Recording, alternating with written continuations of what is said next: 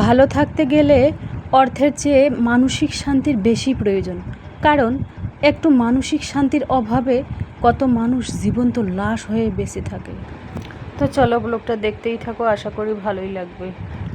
গ্রামের গৃহিণী হয়ে ঈদের আগে বুদ্ধি করে টিনের ভাঙা ঘরটাকে সুন্দর করে সাজিয়ে গুছিয়ে নিলাম রোজা রেখে, আলহামদুলিল্লাহ।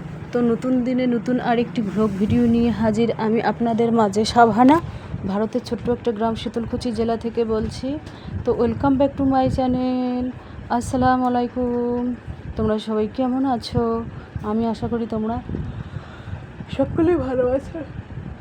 আলহামদুলিল্লাহ আমিও ভালো আছি, আর আমার পরিবার পরিজনদের নিয়ে আলহামদুলিল্লাহ আমি ভালোই আছি। আর আমার প্রাণপ্রিয় কলিজা আপু ভাইয়েরা, তোমরা সবাই কেমন আছো? আমি আশা করি তোমরা সকলে ভালো আছো। তো বরাবরের মতো না, ব্লগটা আমি সকাল থেকেই শুরু করে দিলাম। তো চলো ব্লগটা দেখতেই থাকো। যেহেতু ডেইলি আমার বিকাল 4টে ব্লগ আসে, তো আমার ব্লগের কোনো না কোনো অংশে ভালো লাগলে সাবস্ক্রাইব করে পাশে থাকতে পারেন। গ্রামের এক গৃহিণী হয়ে ঈদের আগে বুদ্ধি করে টিনের ভাঙা ঘরটাকে সুন্দর করে সাজিয়ে গুছিয়ে নিলাম রোজা রেখে, আলহামদুলিল্লাহ। তো ঈদের আগে কিছুটা কাজ গুছিয়ে রাখলে ভালোই হয়।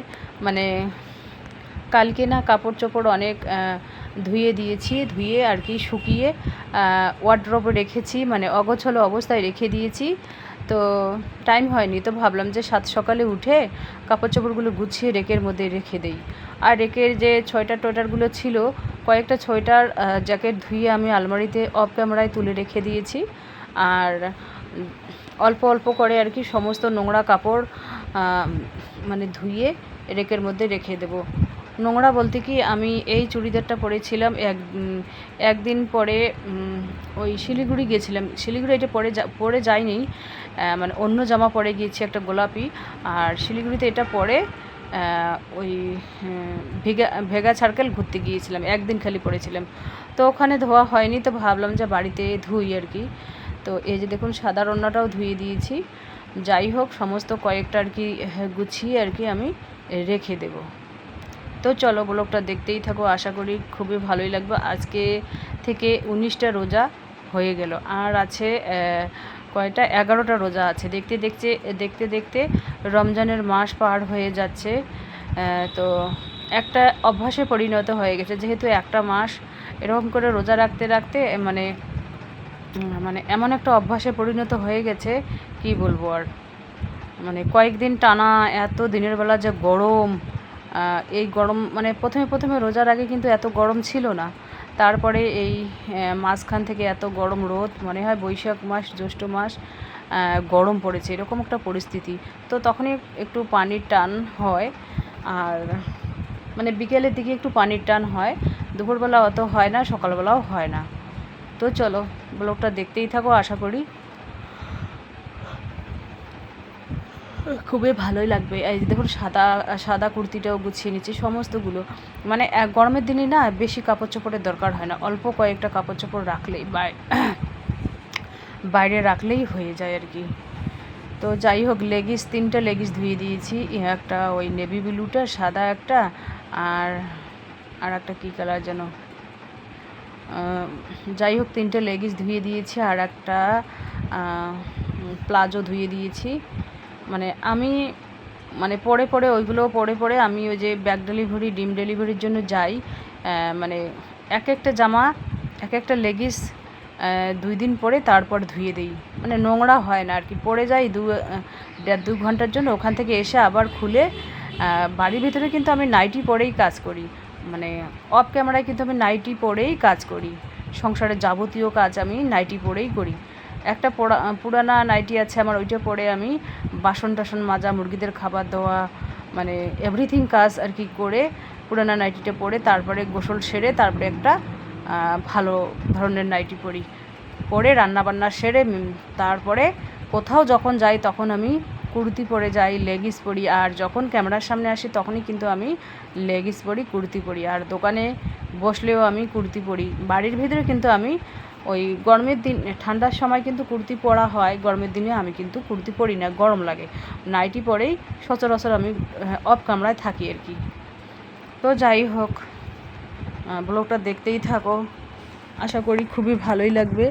যেহেতু আমি গ্রামের গৃহিণী, তো ভাবলাম যে ঈদের আগে এই বুদ্ধি করে টিনের ভাঙা ঘরটাকে একটু সুন্দর করে সাজার চেষ্টা করি। কিন্তু তেমন কিছু জিনিস নেই আমার এই টিনের ঘরে, তেমন কিছু সাজানোর মতো জিনিস নেই। আগের ওই পুরোনো জিনিসগুলো আছে, ওইগুলোই আর কি ঝাড়া মোছা করেই গুছিয়ে রাখতে হয়। তাছাড়া গ্রামের মধ্যবিত্ত ঘরের গৃহিণীদের 10বার ভাবতে হয়, মানে ঘরে একটা শখের জিনিস কিনবো বা নিজের জন্য শখের জিনিস কেনার জন্য 10বার ভাবতে হয়। এটাই হচ্ছে মেন কথা। তো যাই হোক, ঘুম পাচ্ছে, রাত্রিবেলা না ঘুম হয় না, তো সেজন্য ভিডিওটা আমি এডিট করতেছি কখন, মানে বিকালের দিকে আর কি ভিডিওটা এডিট করতেছি, ঘুম পাচ্ছি। ভিডিওটা এডিট করার পর আধা ঘন্টার মতো একটু চোখগুলো বন্ধ করে বডিটা বিছানায় ফেলে একটু আরাম করব। তারপরে আছরের নামাজ পড়ব, তারপরে দেখা যাক কী রান্না করা হয়, সেটাই তোমাদের কাছে শেয়ার করব। তো চলো, আর এইভাবে গুছিয়ে রাখলে না বেশ ভালোই লাগে। আর মানে এইগুলো সবসময়, যেগুলো সবসময় লাগে সেইগুলো কিন্তু আমি এই লাল রেকের মধ্যে রেখে দিই। টিনের ঘর হোক আর কিসের ঘর হয় হোক, ঘর যদি গোছানো থাকে তাহলে কিন্তু সব ওই টিনের ঘরেই স্বর্গ সুখ মনে হয়, আর স্বর্গ শৌখিন বা স্বর্গ সুখ মনে হয়। আর যদি তোমার দোতলা তিনতলা ঘর হয়, বাড়ি হয়, বিছানা অগোছালো, কাপড় চোপড় অগোছালো, তখন কিন্তু খুব খারাপ লাগে। আর ঝাড়ুটা দেখতে পাচ্ছেন, ঝাড়ু তো খুলে গেছে। মেয়েও বিছানা ঝাড়ে এই ঝাড়ুটা দিয়ে, আমিও বিছানা ঝাড়ি। হাজব্যান্ডের কাছ থেকে এই ঝাড়ুটা টায়ার দিয়ে বেঁধে নিয়েছি। টায়ার দিয়ে বেঁধে নিলে কিন্তু অনেক দিন টিকে, মনে হয় 1 বছর হয়ে গেল টায়ার দিয়ে বেঁধে নেওয়ার। ঝাড়ুটার মানে মানে ঝাড়ুটাই ভেঙে যাবে, তবু ওই টায়ারের যে বাঁধনটা আছে সেইটা খুলবে না, এরকম একটা। তো যাই হোক, আমার একটা যদি বড় ঝাড়ু, শিক ঝাড়ু নিয়ে এসে, নারকেল ঝাড়ু, তো আরামসে আমার 3 মাস হয়ে যায়, 3-4 মাস হয়ে যায় নারকেল ঝাড়ুগুলো। আর বিছানা ঝাড়ু যদি এভাবে বেঁধে দেয় তাহলে কিন্তু আমার 1 বছর 1.5 বছর চলে যায়। হাজব্যান্ড তো করতে চায় না। হাজব্যান্ডকে মানে কানের পাশে ভ্যান ভ্যান করতে করতে ঝাড়ুটা সুন্দরভাবে বেঁধে নিয়েছি। যাই হোক, পুরুষ মানুষের কাজ আর মহিলা মানুষের কাজের মধ্যে আসমান জমিন পার্থক্য আছে। কারণ ওদের শক্তি বেশি, ওরা টাইট ফিটিং করে বেঁধে দিয়েছে, আর আমাদেরও তো শক্তি নেই, তাই না? তো এবার টিনের ঘরটা একটু ঝাড়াঝাড়ি করে নেব, একটু একটু করে। প্রত্যেক দিনই তো একবার হলেও আমি অফ ক্যামেরায় হোক আর ক্যামেরার সামনেই হোক, প্রতিদিনই একবার হোক টিনের ঘরটা একটু ঝাড়া মোছা করি, তো ভালোই লাগে আর কি। তো যাই হোক, দেখতে দেখতে রমজানের মাস চলে যাচ্ছে, খুব খারাপ লাগছে। আর আমি চাই সবার রমজান ভালো কাটুক, আমি চাই সবার রোজা ভালো কাটুক, এটাই আমি চাই আর কি। কারণ দেখুন, রোজা রেখে সংসারে কাজগুলো করলে বেশ ভালোই লাগে আর কি। হ্যাঁ, মানে রোজা রেখে সংসারে কাজগুলো করলে খুবই এনার্জি লাগে, ভালোই লাগে। আর সেই কাজগুলো আমি সকালবেলা করার চেষ্টা করি। আর এখানে ওখানে যেতে হলে আমি 12টার আগে যাই, আবার 2-2:30টার দিকে চলে আসি আর কি, কোথাও গেলেই। কিন্তু বিকেলের দিকে আমি যদি দরকার হয়, মানে বিশেষ কোনো দরকার হয়, তখন বিকেলের দিকে আমি রোজা রেখে বেরোই। আর যখন বিশেষ কোনো দরকার হয় না, তখন বিকেলের দিকে আমি বেরোই না সচরাচর। ওই রান্না করতে হয়, ইফতারি জোগাড় ধরতে হয়, মানে সন্ধ্যার আগে, ইফতারির আগে যদি বিকেল 4টে যদি আমি 1 ঘন্টার মধ্যে সমস্ত রান্না কমপ্লিট হয়ে যায়, তখন কিন্তু সন্ধ্যার সময়, ইফতারির সময় রিল্যাক্সে ইফতারি করা যায় আর কি। তো যাই হোক, এবার লালের একটা আমি একটু মোছামুছি করে নেব। আমার আর একটা ইচ্ছে আছে, কি জানো, মানে 2টো ইচ্ছে আছে। একটা হচ্ছে হ্যাভেলসের ফ্যান, কারণ আমার প্রচুর গরম। আমরা তো গরিব মানুষ, আমাদের কপালে তো এসি জুটবে না মনে হয় এ জন্মে। তো সেই ওই হ্যাভেলসের যে স্ট্যান্ড ফ্যানটা আছে, ওইটা একেবারে খুব বাতাস দেয়। আমার একটা বড় ভাই কিনেছে, তো হেভি হাওয়া দেয়, ওইটাই কিনবো। ওই 3400 টাকা দাম। আর একটা মিক্সার গ্রাইন্ডার কিনবো, সেটা হচ্ছে উষার নেব। তাহলে 3.5 7,000 হলে হয়ে যাবে। তো 5 মাস যদি লক্ষ্মীর ভাণ্ডার না তুলি, তাহলে কিন্তু আমার 2টো জিনিসই হয়ে যাবে। এভাবে যদি আমি শখের জিনিসগুলো একটু একটু করে করি, তাহলে কিন্তু নিজের জন্য কাজ করতে সুবিধাই হয়। কারণ ফ্যান যদি স্ট্যান্ড ফ্যানটা নেই আমি তো একাই